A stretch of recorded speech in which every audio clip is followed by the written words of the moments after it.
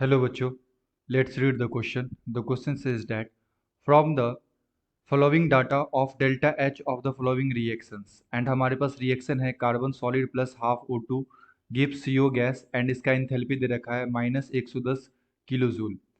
Second reaction है carbon solid plus H2O gas gives CO gas plus H2 gas and इसका enthalpy दे रखा है इसका एंथैल्पी दे रखा है 132 किलो जूल। ओके एंड पूछा गया है what is the mole composition of the mixtures of steam and oxygen on being passed over a coke at 1273 kelvin keeping the temperature constant. तो जब टेम्परेचर को कांस्टेंट रखेंगे और बेसिकली आपसे mixtures का कंपोजिशन पूछ रहा है कि जब कोक को हम लोग एक बार कंबसन कर रहे हैं और एक बार स्टीम के साथ रिएक्शन करवा रहे हैं तो इसमें मोल का क्या दोनों के मोल का क्या कंपोजिशन होगा, है ना, मिक्सचर के अंदर।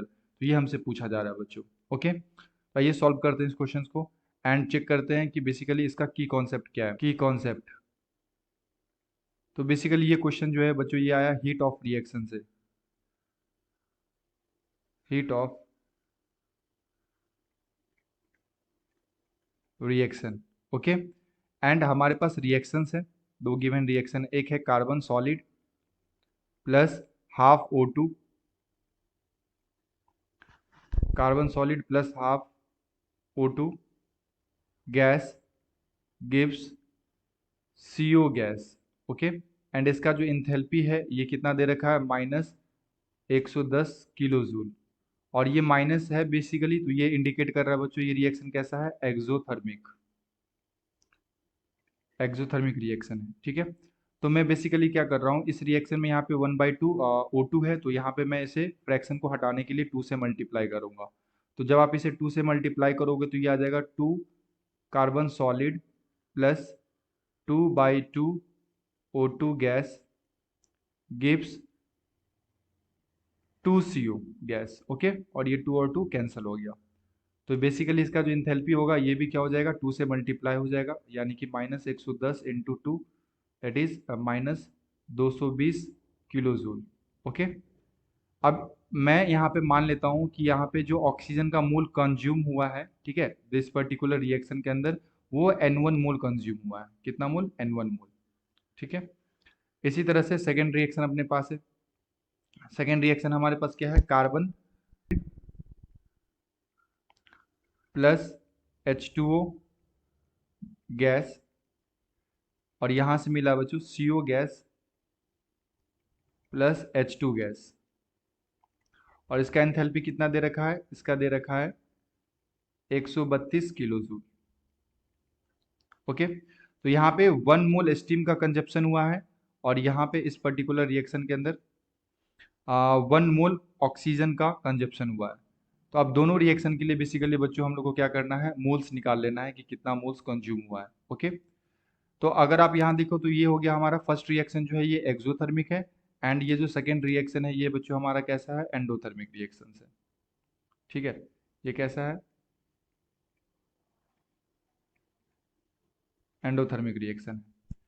तो फर्स्ट रिएक्शन अगर मैं लिखूँ यहाँ पे तो फर्स्ट रिएक्शन हमारे पास क्या था, 1 second, yes, carbon plus oxygen gives you. Okay ये हमारे पास था 2 carbon solid plus oxygen gas gives 2 CO gas. तो बेसिकली जब यहाँ पे 1 मोल का 1 मोल ऑफ ऑक्सीजन का कंजप्शन हुआ है तो एनर्जी मिला हम लोग को -220 किलो जूल। तो हमने क्या माना कि इस रिएक्शन में ना इसका N1 मोल का कंजप्शन हुआ है, तो जब N1 मोल का कंजप्शन होगा तो एनर्जी कितना आ जाएगा, -220 इंटू में N1 मोल, ठीक है, ये किलो जूल में आ जाएगा। इसी तरह से मैं इसके लिए लिख लेता हूँ सेकेंड रिएक्शन के लिए।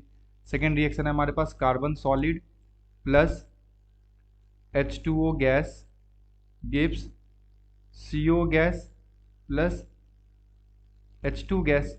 ओके तो यहाँ पे जब 1 मोल